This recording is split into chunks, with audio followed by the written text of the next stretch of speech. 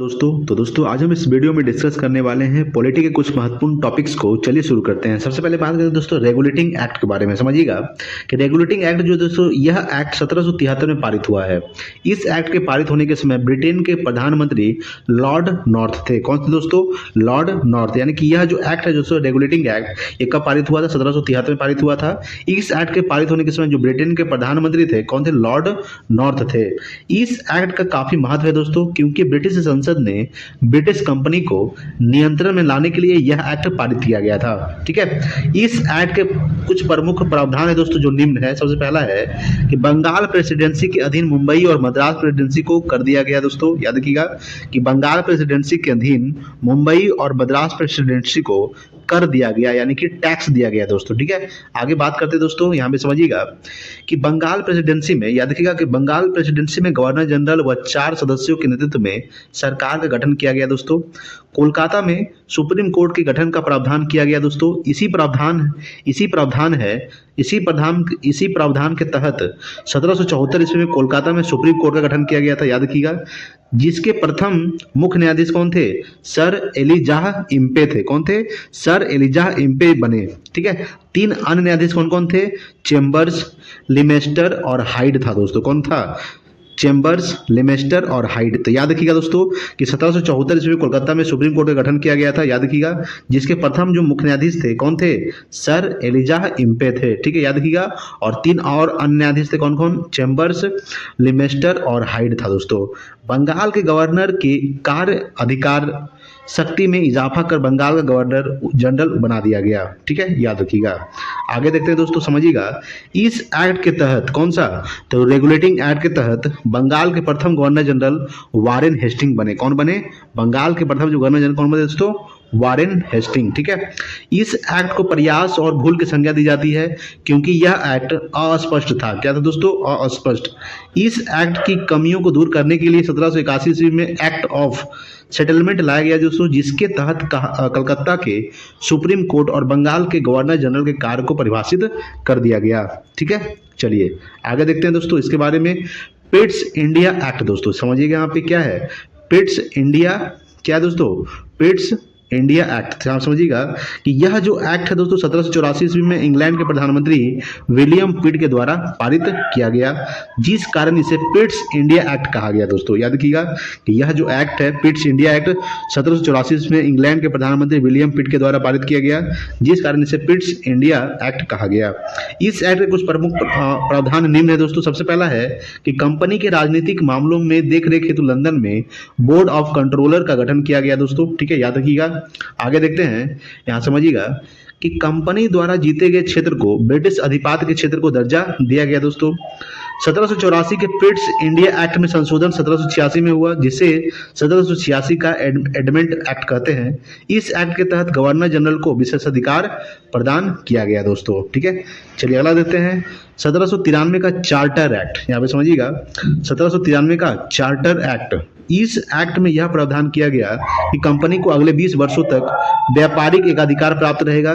Company की स्थापना के समय महारानी एलिजाबेथ प्रथम ने कंपनी को 15 वर्षों के लिए व्यापारिक एकाधिकार प्रदान किया, लेकिन इंग्लैंड के राजा जेम्स प्रथम ने कंपनी को अनिश्चित कालीन व्यापारिक एकाधिकार प्रदान किया दोस्तों। ठीक है। आगे देखते हैं, समझिएगा कि कंपनी के अधीन अधिकारियों एवं कर्मचारियों को वेतन भारतीय राजस्व से दिए जाने का प्रावधान किया गया दोस्तों। ठीक है।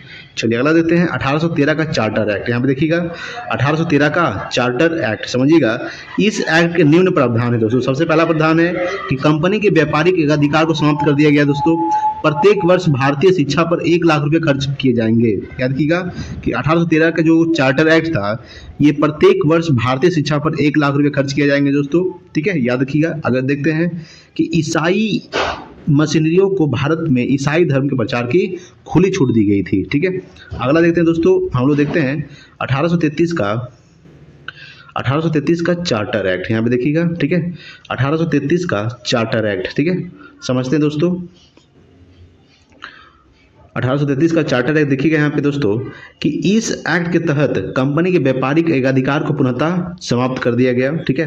कंपनी को प्रशासनिक कंपनी को प्रशासनिक कंपनी बना दिया गया। कंपनी के अधीन होने वाली नियुक्तियों में भेदभाव को प्रतिबंधित कर दिया गया दोस्तों। ठीक है, आगे देखते हैं दोस्तों, यहाँ पे समझिएगा। ठीक है, देखिए इस एक्ट ने भारतीयों को, ठीक है, याद रखिएगा कि इस एक्ट ने भारतीयों को यह अधिकार दिया कि कंपनी के अधीन भारतीय नियुक्त हो सके। इस एक्ट के तहत बंगाल के गवर्नर जनरल को भारत का गवर्नर जनरल बनाया गया। याद रखिएगा, इसी एक्ट के तहत बंगाल के गवर्नर जनरल को भारत का गवर्नर जनरल बनाया गया। इस एक्ट के तहत भारत के प्रथम governor general Lord William Bentinck बने। दोस्तों याद रखिएगा कि भारत के प्रथम गवर्नर जनरल कौन बने? Lord William Bentinck. ठीक है, याद रखिएगा। आपको ये भी थोड़ा सा ध्यान रखना है दोस्तों कि लॉर्ड विलियम बेंटिंक और राजा राम मोहन राय के सहयोग से सती प्रथा को अंत कर दिया गया था 1829 को। ये भी थोड़ा सा ध्यान रखिएगा। ठीक है, चलिए अगला देखते हैं कि इस एक्ट में दास प्रथा की अंत करने की घोषणा की गई। ठीक है, याद रखिएगा। चलिए अगला देखते हैं दोस्तों, नोट है दोस्तों, कुछ देखते हैं। नोट क्या है कि 1813 के चार्टर एक्ट के तहत कंपनी के व्यापारिक एकाधिकार को आंशिक रूप से समाप्त किया गया, तो वहीं 1833 के सतह पुनः समाप्त कर दिया गया। अगला देखते हैं दोस्तों 1853 का चार्टर एक्ट। समझिएगा यहाँ पे 1853 का चार्टर एक्ट दोस्तों। इस एक्ट के प्रावधान क्या है? निम्न है। सबसे पहला है कि सिविल सेवकों की नियुक्ति हेतु प्रतियोगिता परीक्षा का आयोजन किया जाएगा।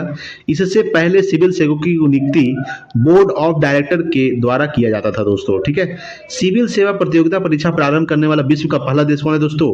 तो चीन है दोस्तों। याद रखिएगा, सबसे पहले बात करेंगे कि सिविल सेवा प्रतियोगिता परीक्षा प्रारंभ करने वाला विश्व का पहला देश कौन है? वो है दोस्तों चीन। ठीक है, चलिए देखेंगे अगला है दोस्तों कि सिविल सेवा प्रतियोगिता परीक्षा पास करने वाले प्रथम भारतीय कौन है? सत्येंद्र नाथ टैगोर। याद रखिएगा कि सिविल सेवा प्रतियोगिता परीक्षा पास करने वाले प्रथम भारतीय सत्येंद्र नाथ टैगोर हुए। 1922-23 ईस्वी से सिविल सेवा प्रतियोगिता परीक्षा लंदन के साथ साथ भारत यानी कि इलाहाबाद में भी होना प्रारंभ हुआ। याद रखिएगा 1922-23 ईस्वी से सिविल सेवा प्रतियोगिता परीक्षा लंदन के साथ साथ भारत यानी कि इलाहाबाद में भी होना प्रारंभ हुआ। इस एक्ट में कहा गया कि कंपनी ब्रिटेन के महारानी की इच्छा रहने तक भारत में प्रशासनिक कंपनी बनी रहेगी। इस एक्ट के तहत विधान परिषद के गठन का प्रावधान किया गया दोस्तों।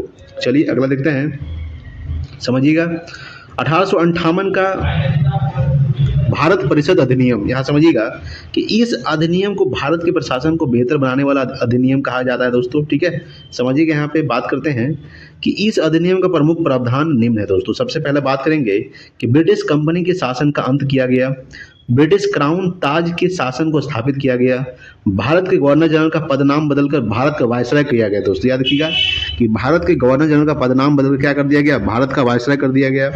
बोर्ड ऑफ कंट्रोलर और बोर्ड ऑफ डायरेक्टर्स जैसे संस्था का अंत कर दिया गया। ठीक है, आगे देखते हैं यहाँ पे कि भारत का सचिव नामक नया पद लाया गया दोस्तों।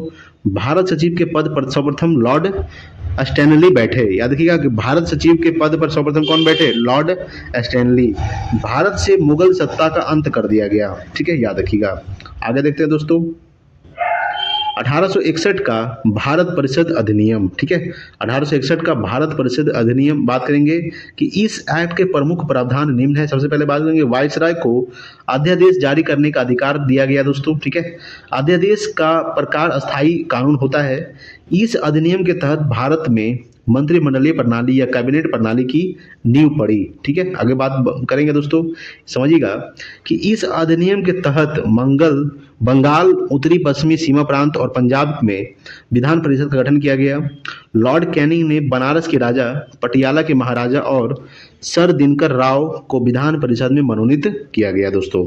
अगला देखेंगे दोस्तों 1873 का। ठीक है, 1873 का अधिनियम। यहाँ समझिएगा कि इस अधिनियम में यह प्रावधान किया गया कि ब्रिटिश कंपनी को कभी भी भंग किया जा सकता है दोस्तों। ठीक है, यानी कि 1873 का जो अधिनियम आया था, इस अधिनियम में यह प्रावधान किया गया कि ब्रिटिश कंपनी को कभी भी भंग किया जा सकता है। इस अधिनियम के प्रावधान के तहत ही 1 जनवरी 1884 को ब्रिटिश कंपनी को औपचारिक तौर पर भंग कर दिया गया। ठीक है, याद रखिएगा। अगला देखेंगे दोस्तों हम लोग 1892 का भारत परिषद अधिनियम।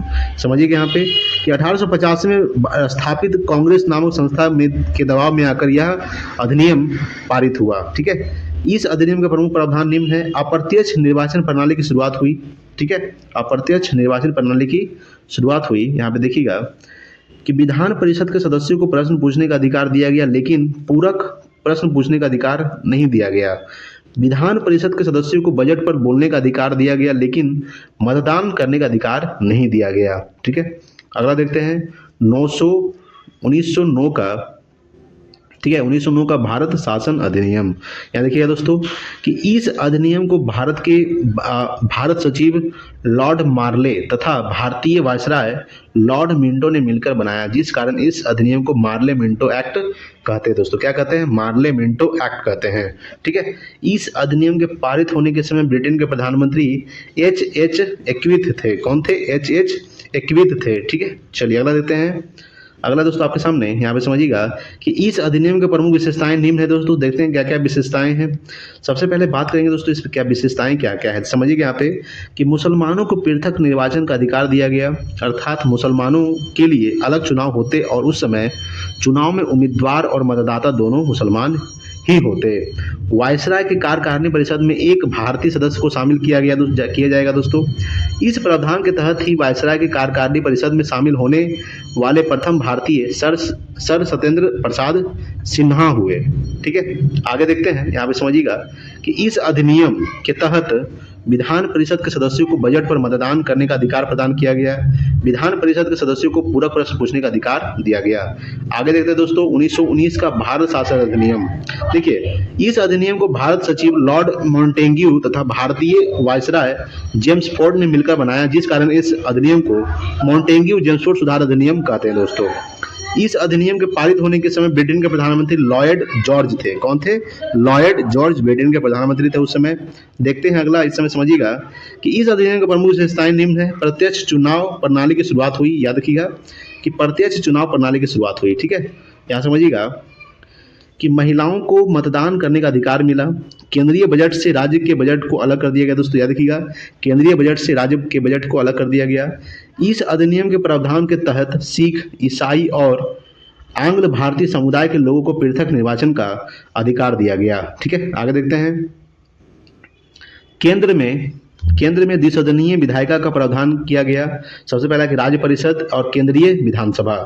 प्रांत में द्वैध शासन लागू किया गया। दोस्तों ठीक है, संघ लोक सेवा आयोग का गठन 1926 ईस्वी में किया गया। याद रखिएगा कि संघ लोक सेवा आयोग का गठन कब किया गया था? 1926 ईस्वी में किया गया था। अब हम लोग देखने वाले हैं साइमन कमीशन आयोग। देखते हैं दोस्तों, ये बहुत इंपॉर्टेंट आयोग है दोस्तों, साइमन कमीशन आयोग। देखिएगा 1919 के अधिनियम की जांच हेतु 1927 में सर जॉन साइमन की अध्यक्षता में एक 7 सदस्य आयोग गठित हुआ, जिसे साइमन कमीशन आयोग कहा गया। इस आयोग का भारत आगमन 1928 में हुआ। दोस्तों याद रखिएगा कि साइमन कमीशन कब आया था? भारत 1928 में आया था। ठीक है, इस आयोग ने अपनी रिपोर्ट 1930 में दी। रिपोर्ट पर विचार विमर्श हेतु 3 गोलमेज सम्मेलन 1930, 1931 और 1932 में आयोजित हुआ, जिसके आधार पर भारत शासन अधिनियम 1935 बनकर तैयार हुआ। दोस्तों याद रखिएगा कि 3 जो गोलमेज सम्मेलन हुआ था 1930, 1931, 1932। ठीक है, प्रथम गोलमेज सम्मेलन 1930, द्वितीय गोलमेज सम्मेलन 1931 और तृतीय गोलमेज सम्मेलन 1932। सवाल यहाँ से पूछता है कि महात्मा गांधी कौन से गोलमेज सम्मेलन में भाग लिया था? तो याद रखिएगा महात्मा गांधी भाग लिए थे ये 1931 के दूसरे गोलमेज सम्मेलन में भाग लिए थे। डॉक्टर भीमराव अम्बेडकर तीनों गोलमेज सम्मेलन में भाग लिए थे। दोस्तों ये भी थोड़ा सा ध्यान रखिएगा। चलिए अगला देखते हैं दोस्तों। अगला है कि भारत शासन अधिनियम 1935। अब देखिएगा इंपॉर्टेंट ये भी है, बहुत इंपॉर्टेंट दोस्तों, कि ब्रिटिश सरकार के द्वारा पारित किया गया सबसे बड़ा अधिनियम भारत शासन अधिनियम 1935 है। इस अधिनियम में 321 अनुच्छेद और 10 अनुसूचियां थी, लेकिन इसमें प्रस्तावना का अभाव था। यानी प्रस्तावना का क्या था दोस्तों? कमी था दोस्तों। ठीक है, अगर बात करेंगे कि इस अधिनियम के पारित होने के समय ब्रिटेन के प्रधानमंत्री स्टैनले बावलार्ड विन थे। कौन थे? स्टैनले बावलार्ड विन थे। दोस्तों चलिए अगला देखते हैं। आप समझिएगा कि इस अधिनियम के प्रमुख विशेषता निम्न है। तो सबसे पहले बात करेंगे कि यह भारतीय संविधान का सबसे महत्वपूर्ण स्रोत है, क्योंकि भारतीय संविधान के अधिकतर प्रावधान 250 से अधिक अनुच्छेद इसी से लिए गए हैं। किससे लिए गए हैं? भारत शासन अधिनियम 1935 से लिए गए हैं।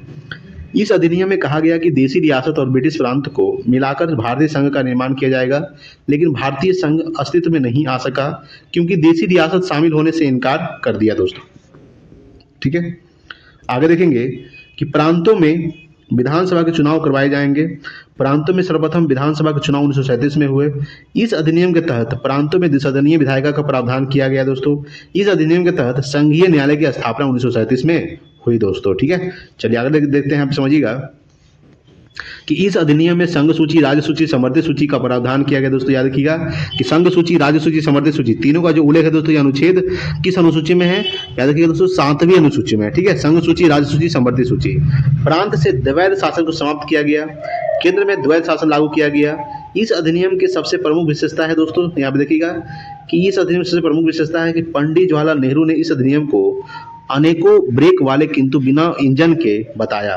ठीक है, साथ ही साथ पंडित जवाहरलाल नेहरू ने इस अधिनियम को गुलामी का दास्ता का अधिकार पत्र कहा। दोस्तों क्या कहा? गुलामी या दास्ता का अधिकार पत्र कहा। कौन? पंडित जवाहरलाल नेहरू। ठीक है, और पंडित जवाहरलाल नेहरू इस अधिनियम को अनेकों ब्रेक वालों किंतु बिना इंजन के साथ बताया। ठीक है, चलिए अगला देते हैं, यहाँ पे समझिएगा। ठीक है दोस्तों, तो आज के लिए इतना ही दोस्तों, मिलते हैं अगले वीडियो में। तब तक के लिए जय हिंद, वंदे मातरम।